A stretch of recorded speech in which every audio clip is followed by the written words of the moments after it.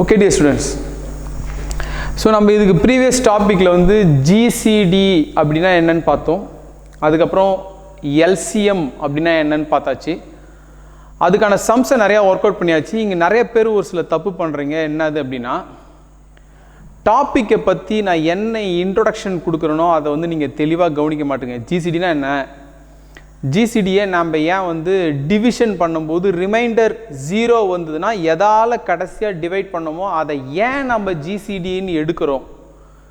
அதுக்கப்புறம் f of x g of x-ல எதையாச்சும் ஒன்று காமனாக வெளியே எடுத்து வச்சிருப்போம், அதுவும் GCD-ல எஃபெக்ட் பண்ணும் அப்படின்லாம் நம்ம நிறைய காரணத்தை சொல்லி ஏன் விளக்கம் சொல்லி தான் நம்ம போட்டிருக்கோம்.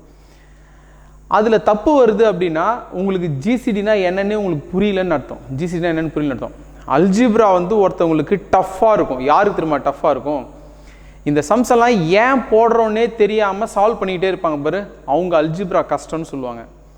ஆனால் GCDனா என்ன அப்படின்னு நீ இன்னொருத்தவங்களுக்கு எக்ஸ்பிளைன் பண்ணுற அளவுக்கு உனக்கு கெப்பாசிட்டி வந்துடுச்சு அப்படின்னா உனக்கு சம்மில் எரர் வர்றதுக்கு வாய்ப்பே கிடையாது.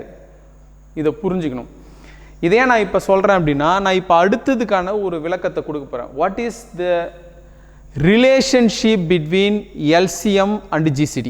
LCM னா என்னன்னு பார்த்தாச்சு, GCD னா என்னன்னு பார்த்தாச்சு. நிறைய ஃபேக்டர்ஸ் பிரித்து வைப்போம்.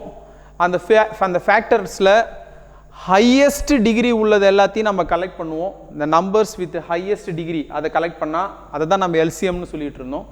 இந்த நம்பர் வித் லோவஸ்ட் டிகிரியை கலெக்ட் பண்ணால் அதை தான் நம்ம GCD அப்படின்னு நம்ம சொல்லியிருந்தோம். அதை ஞாபகம் வச்சுக்கலாம். இங்கே லீஸ்ட்னு வரும்போது ஹையஸ்ட் டிகிரி, கிரேட்டஸ்ட்னு வரும்போது லோவஸ்ட் டிகிரியை நீங்கள் மறக்காமல் எடுக்கணும். அது ஃபேக்டரைஸ் பண்ணுற இடத்த தெளிவாக புரிஞ்சு வச்சுக்கணும். சரி, இப்போ இந்த relationship between LCM and GCD அப்படின்னா என்னது, அதுலேருந்து நம்ம என்ன தெரிஞ்சுக்க போகிறோம் அப்படின்னு பாருங்களேன். நான் ஒரு எக்ஸாம்பிள் எடுத்துக்கிறேன். ஏற்கனவே நம்ம ஒர்க் அவுட் பண்ண எக்ஸாம்பிள்ஸே எடுத்துக்கிறேன். ஓகே, ஸோ இப்போது 4x² y 8x³ y², இது ஒன்று இருக்கட்டும். and I will take another example, please listen. Let me take another example. So 8x⁴ y² அப்புறம் 48x² y⁴. okay, listen this. So இதுலேருந்து என்ன கற்றுக்க போகிறீங்க அப்படின்னு பார்த்துக்கலாம். ஸோ இப்போ நான் என்ன செஞ்சுறேன்னா இதுக்கு ரெண்டுத்துக்கும் LCM GCD-யை கண்டுபிடிக்க போகிறேன். ஓகே, கவனிக்கலாமா? ஸோ இதுக்கு LCM எப்படி கண்டுபிடிக்கலாம்? ஸோ இது நம்ம டெப்த்தாக இப்போ அதிகமாக எக்ஸ்பிளைன் பண்ண வேண்டியதில்லை. இந்த 4-ஐ வந்து நீங்கள் 2² எழுதுவீங்க. அதை ஏன் நான் சொல்ல தேவையில்லை, நீங்கள் ப்ரீவியஸ் வீடியோஸ் பார்த்துருப்பீங்க. ஸோ இதை x² y அப்படின்னு எழுதிக்கலாம். இதை வந்து 2³ எழுதிக்கிறேன், x³ y² அப்படின்னு எழுதிக்கிறேன், x³ y² எழுதிக்கிறேன். And I will come here. இதையும் அதேமாதிரி ஃபேக்டரைஸ் பண்ணிக்கிறேன். இது 2³ x⁴ y² கரெக்டாக எழுதிருக்கேன்னா இதை 2³ எழுதிட்டேன், x⁴ y² அப்படின்னு எழுதியாச்சு. அதுக்கு அடுத்தது பாருங்கள், இதை ஃபேக்டரைஸ் பண்ணலாம். இந்த 48 எப்படி ஃபேக்டரைஸ் பண்ணுவீங்க? Will do by 2 table. அப்போ இது 2 4 திரும்ப 2 டேபிளில் போட்டிங்கன்னா 1 2 திரும்ப 2 டேபிளில் போட்டிங்கன்னா 6 திரும்ப 2 டேபிளில் போட்டிங்கன்னா 3 திரும்ப 3 டேபிளில் போட்டிங்கன்னா 1. there are 4 2s here. அப்போ என்ன ஆகிடும்னா 2⁴ into 3 into 3. அதேமாதிரி டெஸ்ட் எழுதும்போது இந்த இடத்துல கமா போடுறீங்க. என்ன அதுக்கு அப்படின்னா என்ன அர்த்தம் உங்களுக்கு அதை பற்றி என்னது? இது எல்லாத்தையும் திரும்ப பெருக்குனீங்கன்னா இது வரும். இது மல்டிப்ளிகேஷன் பண்ணுற இடத்துல எப்படி நீங்கள் கமா போடுவீங்க? அது ஒரு பெரிய பிளண்டர் மிஸ்டேக். கமாலாம் அங்கே வரவே வராது. அது எப்படி நீங்கள் யோசிக்கிறீங்கன்னு என்னால் புரிஞ்சிக்க முடியல. அதுமாரி போடக்கூடாது. 2⁴ into 3 x² y⁴, x² y⁴. So நான் இப்போ ஃபேக்டரைஸ் பண்ணிட்டேன். I need to find LCM. Okay, so இப்போ LCM கண்டுபிடிக்கலாமா? LCMனா என்னது? LCMல எல்லாமே வந்துடும். ஹையஸ்ட் டிகிரி இருக்கிறது தான் வரும். 2ல் 2⁴ இருக்குது, 2² இருக்குது. கண்டிப்பாக LCMல 2⁴ வந்துடும். கரெக்டுங்களா? அடுத்தது எக்ஸில் பாருங்கள், x with highest degree is x³ கரெக்டாக இருக்குண்ணா. அடுத்தது y with highest degree y², right? So இப்போ இதை 2-ஐ க்யூப் பண்ணால் 8 x⁴ y². So this is LCM. What is GCD here? What is GCD? You say that. இதை நான் கட்டம் போட்டு வச்சுக்கிறேன், ஹைலைட் பண்ணிக்கிறேன். Please listen carefully. So நான் relationship between LCM and GCD பற்றி எக்ஸ்பிளைன் பண்ணிட்டு இருக்கேன். Let us find GCD now. Two ரெண்டு இடத்துலையும் இருக்கணும் ஃபஸ்ட்டு. ஓகேவா? ஜிசிடியில் ரெண்டு வேலை இருக்குது, நான் திரும்ப திரும்ப சொல்லிட்டேன். ரெண்டுத்துலேயும் இருக்கணும், இருந்தால் தான் எழுதணும். Okay, 2 with lowest degree. 2 with lowest degree is 2 square. Am I right? And x with lowest degree is x square. And y with lowest degree is y power 1. So this is GCD. This is GCD.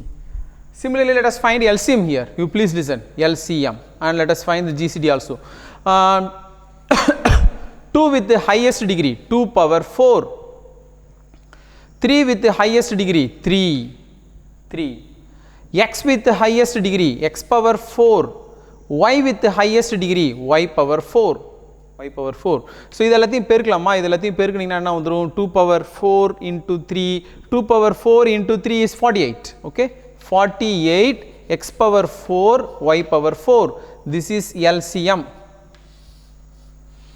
This is LCM. Similarly, let us find GCD here. 2 எழுதலாம் GCDல இல்ல? இது 2 with lowest degree. ரெண்டுத்துலயும் இருக்கணும், lowest degree collect பண்ணணும். ரெண்டுத்துலயும் இருக்கு lowest degree 2 power 3. 3 எழுதலாமா GCDல? எழுதக்கூடாது. ஏன் எழுதக்கூடாதுன்னா இங்க 3 இல்ல, இங்க 3 power 0 இருக்குது. அப்ப 3 power 1 சின்னதா, 3 power 0 சின்னதா? 3 power 0 தான் சின்னது. அப்ப 3 power 0 எழுதணும், மீனிங்லெஸ் அதை எழுதுறது, அது 1. X with the lowest degree is x square. X with the lowest degree is x square, and y with the lowest degree is y square. And 8 x square y square. X square y square. So this is GCD. So நான் இப்போ இன்னொரு விஷயத்தையும் செய்கிறேன். Okay, let me take a number 12,3. 12,4 எடுத்துக்கிறேன். 12,4. இப்போ இதுக்கு என்ன செய்யலாம் பாருங்க. 12 வந்து 2 டேபிளில் டிவைட் பண்ணுறேன், 6 திரும்ப 2 டேபிளில் டிவைட் பண்ணுறேன், 3 திரும்ப 3 டேபிளில் டிவைட் பண்ணுறேன், 1. அப்போது 12 நம்ம என்னன்னு எழுதலாம்? 2 square into 3. 2 square into 3. Similarly, the 4 can be written as 2 square. 2 square. So what is the LCM here? What is the LCM here? And what is the GCD? LCM la enna eludhnom? 2 with highest degree, right?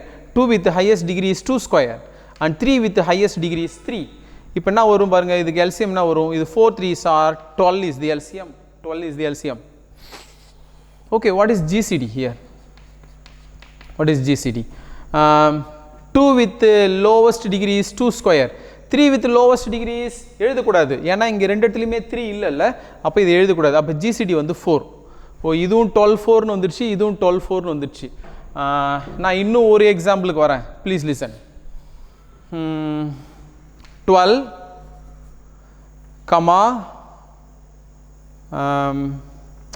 10. 12, 10. So இதுக்கு LCM கண்டுபிடிக்கலாம். So 12 எப்படி எழுதலாம்? இப்போ தான் கொஞ்ச நேரத்துக்கு முன்னாடி எழுதணும், 2 square into 3. அதே மாதிரி 10 எப்படி எழுதலாம்? 2 into 5. So let us find LCM here. You please listen, closely watch this.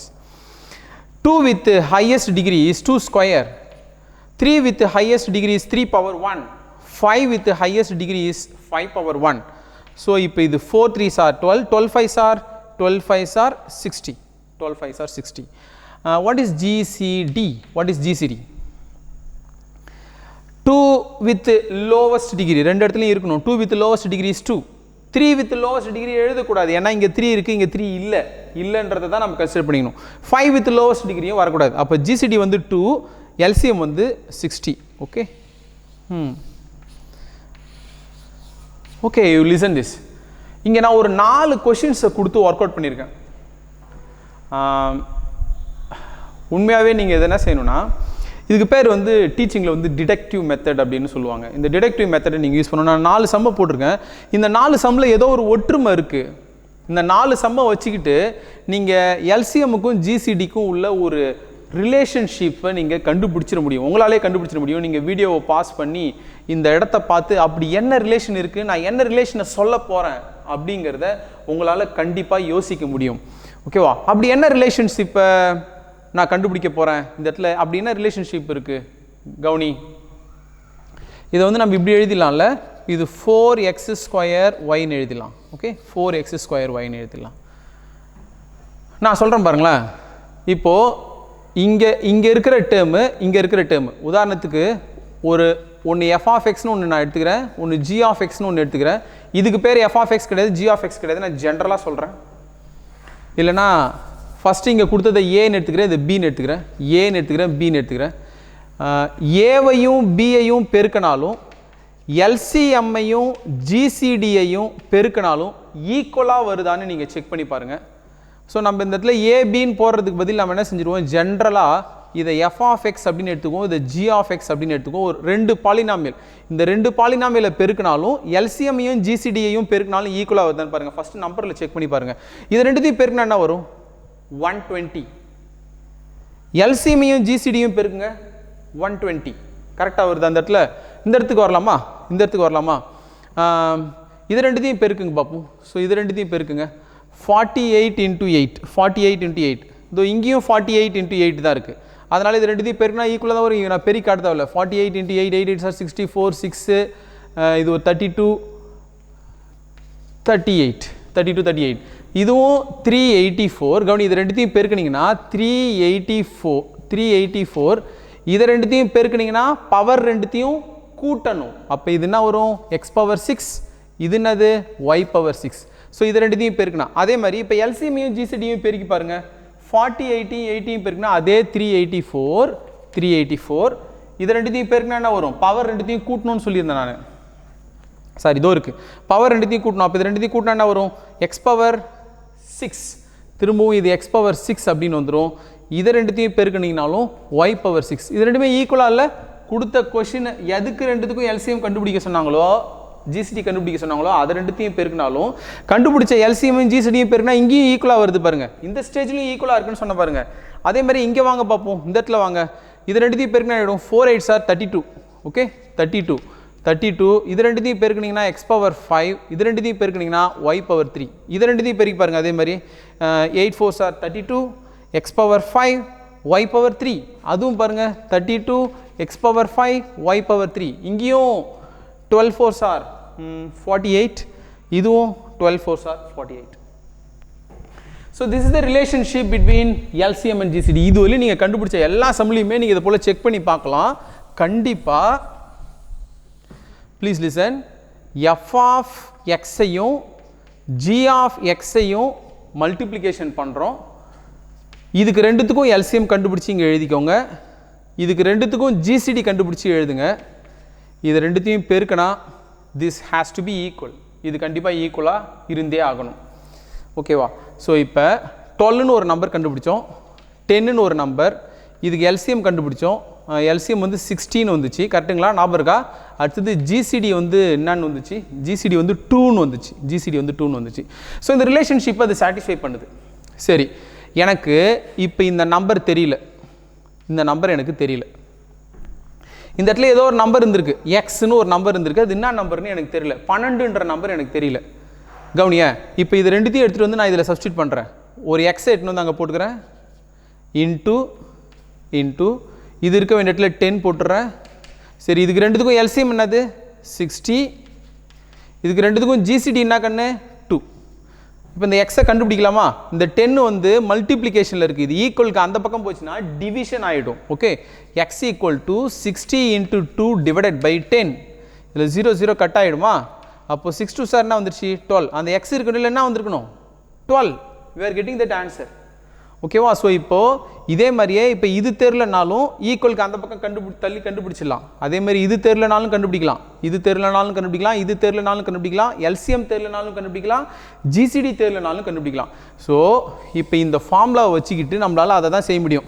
So யாராவது ஒருத்தவங்க உங்கள்கிட்ட what is the relationship between LCM and ஜிசிடின்னு கேட்டாங்கன்னா you can talk this much. இவ்வளோ விஷயத்தை பேச முடியும் உங்களால். ஸோ நீங்களாவே 2 நம்பர் எடுங்க, அதுக்கு எல்சிஎம் கண்டுபிடிங்க, ஜிசிடி கண்டுபிடிங்க. ஸோ இப்போ நான் ஒரு கொஷின் வைக்கிறேன் உங்களுக்கு.